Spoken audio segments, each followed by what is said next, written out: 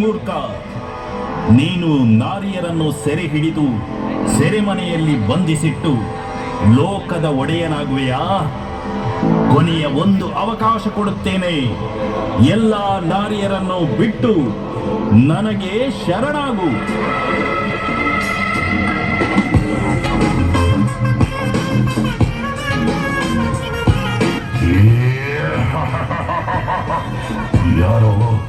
ಯಾರು ನೀನು? ನಿನ್ನಲ್ಲಿ ನಾನು ಶರಣಾಗುವೆ.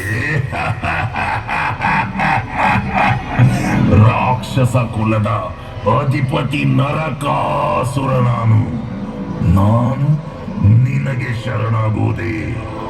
ಈ ನಾರಿಯರು ನನ್ನ ದಾಸಿಯರು. ಮನಸ್ಸು ಇಚ್ಛೆ ಅವರನ್ನೆಲ್ಲ ಭೋಗಿಸುತ್ತೇನೆ. ಸಾಧ್ಯವಾದಲ್ಲಿ ನೀನು ನನ್ನನ್ನು ತಡೆ ಹಿಡಿದು ನೋಡು. ಅದೆಲ್ಲ